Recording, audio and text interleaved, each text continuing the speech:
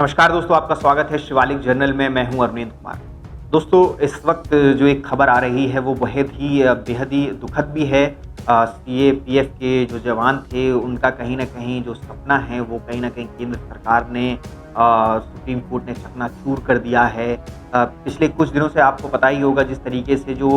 OPS old pension scheme है उसको लागू करने के लिए हमारे जो सीएपीएफ के जवान हैं जो वो लगातार लड़ाई लड़ रहे हैं और कुछ हद तक उन्हें कामयाबी मिली भी थी। जब 11 जनवरी 2023 को माननीय जो दिल्ली हाई कोर्ट है उन्होंने फैसला सुनाया था और इस ऐतिहासिक फैसले में उन्होंने ये साफ-साफ कहा था कि ओपीएस जो है वो जो हमारे सीएपीएफ के जवान हैं उनका अधिकार है और उसे जल्द से जल्द लागू किया जाना चाहिए था। अब जो नई लेटेस्ट जो इस पे अपडेट है वो ये है कि तब उस वक्त जब ये आदेश जो सुनाया गया था माननीय दिल्ली उच्च न्यायालय द्वारा, तब उसमें जो केंद्र सरकार थी उसकी तरफ से कहा गया था कि उन्हें इसको लागू करने के ऊपर विचार करने के लिए 12 जो हफ्ते हैं उसका टाइम चाहिए, लेकिन वो 12 हफ्तों का टाइम भी खत्म हो गया। उस दौरान ये लोग सुप्रीम कोर्ट नहीं गए, लेकिन अब जो है जो इस मामले में जो केंद्र सरकार है वो सुप्रीम कोर्ट में गई और सुप्रीम कोर्ट ने आपको बता दूं कि 2024 तक इस पर स्टे ले लिया है। जी हाँ, और उसको जो वो सरकार है, केंद्र सरकार है, उसको सुप्रीम कोर्ट ने 2024 तक इस पे स्टे लगाने के आदेश दे दिए हैं। आपको बता दूं कि जो पहले 12 हफ्तों का समय लिया गया था वो सिर्फ सोच विचार करने के लिए लिया गया था। ऐसा कह सकते हैं कि इस पूरे जो आदेश था दिल्ली हाई कोर्ट का उससे बचने के लिए, रास्ता निकालने के लिए ऐसा कहीं न कहीं किया गया था। ये कहीं न कहीं जो केंद्र के जवान हैं, जो हमारे केंद्रीय बल होते हैं, जो देश की तमाम जगहों पर, चाहे वो जम्मू कश्मीर में फैला आतंकवाद हो उससे लड़ने के लिए, वहाँ पर उस चुनौती को सामना करने के लिए, चाहे वो आंतरिक सुरक्षा हो देश की, चाहे वो देश के किसी राज्य में चुनाव हो, छोटे से छोटा चुनाव हो, वहाँ पर भी आज के टाइम में आप देखेंगे कि केंद्रीय बलों की ज़रूरत पड़ती है। और क्योंकि उनकी विश्वसनीयता इतनी है, उनके ऊपर भरोसा जो है लोगों का वो इतना है कि उन्हें हर जगह उनकी डिमांड होती है, हर जगह उन्हें बुलाया जाता है, चाहे राज्य के चुनाव हो, चाहे केंद्र के चुनाव हो, चाहे कोई भी चुनाव हो। हर जगह आपने देखा होगा कि जो केंद्रीय बल हैं वो मौजूद रहते हैं और निष्पक्ष और पूरे तरीके से जो चुनाव वो करवाते हैं, पूरा चुनाव खत्म करके ही एक जगह से दूसरी जगह मूव करते हैं। उसके बाद जब आपदा आती है, कोई विपदा आती है, तो भी हमारे केंद्र के बल जो हैं वो तैनात रहते हैं, चाहे वो नक्सलियों से लड़ना हो, माओवादियों से लड़ना हो, चाहे किसी आंतरिक सुरक्षा में कोई आतंकवादी जब अंदर हमला करते हैं हमारे देश में तो उनसे लड़ना हो, तब उनसे लड़ने के लिए भी हमारे यही केंद्र बल आगे आते हैं। और बहुत सारे ऐसे मामले हुए हैं जहाँ पर हमारी ये जवान जो हैं वो वीरगति को भी प्राप्त होते हैं। तो ऐसे में इन जो जवान हैं, सीएएफ के जो तमाम जवान हैं, उनके प्रति जो देश की सरकार जो है उसकी जो ज़िम्मेदारी होनी चाहिए, कहीं न कहीं ऐसे फैसलों से ये साफ़ हो जाता है कि वो बच रही है ऐसी ज़िम्मेदारियों से, वो नज़रें चुरा रही है ऐसी ज़िम्मेदारियों से। और सबसे बड़ी बात ये है कि 2004 के बाद जो सरकार थी उसने कहा कि 2004 के बाद जो लोग भर्ती हुए हैं उन्हें जो है पेंशन का जो लाभ है, ओपीएस जो है उसका लाभ नहीं मिलेगा। उन्हें एनपीएस जो है, नई पेंशन स्कीम जो है, न्यू पेंशन स्कीम है, उसके तहत उन्हें लाभ मिलेगा। लेकिन यहाँ कई सारे सवाल हैं। यहाँ सवाल ये है कि जो बल है, जो सीएपीएफ है, जब उसे सुप्रीम कोर्ट में भी सरकार ने माना है कि वो भारत संघ के सशस्त्र बल हैं, तो उन्हें सशस्त्र बलों की सुविधाएं क्यों नहीं दी जा रही हैं। जबकि आपको बता दूं बीएसएफ एक्ट 1968 कहता है कि जो ये बल हैं उसका जो गठन है वो भारत संघ के सशस्त्र बलों के रूप में ही हुआ है, यानी कि ये भी भारत के सशस्त्र बल माने गए हैं। इसी तरीके से जैसे हमारी भारतीय सेना है, भारतीय वायुसेना है, भारतीय नौसेना है, वैसे ही ये भी बल है। तो जब सारे नियम कानून जो हैं वो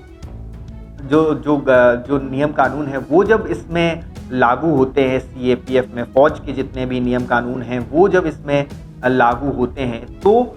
क्यों जो बाकी चीज़ें हैं फौज की वो इसमें लागू नहीं की जाती, और क्यों जो सीएपीएफ के सशस्त्र बल हैं उन्हें एज अ सिविलियन ट्रीट किया जाता है। सिविलियन कर्मचारी जो होता है केंद्र का, उसकी तरह इन्हें क्यों ट्रीट किया जा रहा है? जबकि जो ये जवान होते हैं, चाहे वो जबकि जो हाईकोर्ट है, दिल्ली हाईकोर्ट है, उसने साफ-साफ कहा था, चाहे वो पुराना जवान हो, चाहे वो वर्तमान में जो काम कर रहा है वो जवान हो, चाहे भविष्य में जो जवान सीएपीएफ में आएँगे वो हों, चाहे कोई भी हो, सबको ओल्ड पेंशन की स्कीम के तहत लाना ही ज़रूरी है, लाना ही होगा, लागू करनी ही होगी, सब पे यही लागू होगा। लेकिन आपको बता दूँ कि 6 अगस्त 2004 को खुद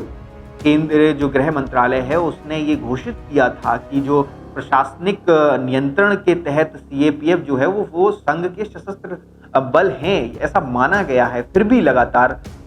जो है पिछले कुछ दलीलों में, कोर्ट में जो केंद्र सरकार है वो इस मानने को तैयार नहीं है कि जो सीएपीएफ के जवान हैं वो सशस्त्र बल, भारत संघ के ही सशस्त्र बल का हिस्सा है। ऐसा वो मानने के लिए तैयार नहीं हो रही, और जब मान भी रही है तो वहाँ पर दोगला मापदंड अपनाया जा रहा है कि जो है फौज के सारे नियम सीएपीएफ पे लागू होते हैं, चाहे वो अलाउंस का हो, चाहे वो कोर्ट मार्शल का हो, लेकिन जब बात पेंशन की आती है तो उन्हें सिविलियन वाली कैटेगरी में डाल दिया जाता है, जो कि मतलब एक तरीके से कहीं न कहीं नाइंसाफ़ी है केंद्रीय बलों के लिए, केंद्र बल के जवानों के लिए। और इन्हें सिविलियन अगर ऐसा कहा जाता है और इन्हें अगर सिविलियन मानते हैं तो फिर इनसे फिर जो सशस्त्र बल हैं उन पर आर्मी वाले नियम क्यों लागू होते हैं? मतलब ये एक बड़ा सवाल है कि अगर आप सीएपीएफ को सिविलियन कर्मचारी मानते हो, सीएपीएफ के जवानों को, तो उनके ऊपर ये फौज वाले नियम क्यों थोपे जाते हैं? फौज वाले नियम क्यों उन पर लागू होते हैं? सर्विस रूल्स जो हैं वो सारे आर्मी के लागू किए गए हैं सीएपीएफ पर, लेकिन उन्हें आर्मी या फौज के जो बाकी सुविधाएं हैं उनसे वंचित, जैसे पेंशन वाली सुविधा है, उनसे वंचित रखा जा रहा है। तो ये कहीं न कहीं जो केंद्र सरकार है उसका कहीं न कहीं ये बहुत ही गलत निर्णय है इस तरीके का कि आप एक तरफ तो आप ये दिखाते हैं कि जो देश के प्रति जो लोग हमारी सुरक्षा कर रहे हैं, हमारे रक्षक हैं, उनके प्रति इस तरीके का अनादर कहीं न कहीं उनके लिए कहीं न कहीं ये हो रहा है कि वो हर वो चीज़ कर रहे हैं जो फ़ौज करती है, वो जान अपनी जोखिम में डालते हैं, वो अपनी जान गँवाते हैं, वो हर वो चीज़ करते हैं आज की तारीख में जो फ़ौज कर रही है, बल्कि और कई सारी ऐसी चीज़ें हैं जो फ़ौज नहीं भी कर रही, वो भी वो देश के अंदर देख रहे हैं। कहीं न कहीं ये कहना पड़ेगा आज की डेट में कि जैसे चुनाव जैसे काम हुए, सुरक्षा हुई नेताओं की, वीआईपी की सुरक्षा हुई, इस तरीके के भी सारे काम जो है वो सीएपीएफ के जवानों के ही दायरे में आता है, वही करते हैं। उसके बावजूद भी उन्हें सशस्त्र बल नहीं माना जाए या उनकी जो सुविधाएं हैं वो नहीं देना कहीं न कहीं उनके साथ नाइंसाफ़ी है। सबसे बड़ी बात ये है कि जो शपथ होती है, जो सीएपीएफ के जवान होते हैं, उनको जो शपथ दिलाई जाती है उसमें कहा जाता है कि जल, थल, वायु, जहाँ पर भी उन्हें आदेश मिलेगा अपनी जो कर्तव्य है उनको निभाने का, वो निभाएँगे, बिना किसी सवाल के निभाएँगे। लेकिन ऐसी शपथ मैंने तो कभी नहीं सुनी कि किसी सिविलियन केंद्रीय कर्मचारी को दिलाई जाती हो कि आप जल, थल, वायु जहाँ भी आपको भेजा जाएगा, आप वहाँ पर आपको काम करना पड़ेगा या ये है। इस तरीके की शपथ सिर्फ सशस्त्र बलों को ही दिलाई जाती है, और ये मानने में केंद्र सरकार को न जाने क्यों इतनी हिचक हो रही है, न जाने क्यों इतना वो अपने कदमों को पीछे खींच रही है, जबकि उसे इस बात का एहसास होना चाहिए कि इस देश में 20 लाख के करीब जो हैं वो सीएपीएफ के जवानों के परिवार हैं, जिनकी संख्या अगर आप कुछ गुना कर दें तो बहुत बड़ी संख्या होती है, जो कि चुनाव में भी बहुत भारी असर कर सकती है 2024 के। और कहीं न कहीं सीएपीएफ के जो एसोसिएशंस हैं, जो सीएपीएफ जवान, रिटायर्ड जवानों ने जो बना रखे हैं वेलफेयर एसोसिएशन, उनका भी ये मानना है कि अगर केंद्र सरकार अपने इस फैसले को वापस नहीं लेती है, अगर वो सीएपीएफ के जवानों पर जो ओल्ड पेंशन स्कीम है वो लागू नहीं करती है, तो 2024 में कहीं न कहीं वो जो ये 20 लाख परिवार हैं सीएपीएफ के जवानों के, वो केंद्र सरकार को एक बड़ा झटका देने वाले हैं। और कहीं न कहीं होना भी चाहिए। केंद्र सरकार जो हमारे जवान हैं सीएपीएफ के, उनको क्यों वंचित रखा जाए ओल्ड पेंशन स्कीम से, या उन्हें क्यों ऐसा किया जा रहा है उनके साथ में। जहाँ हम एक और बात करते हैं कि हम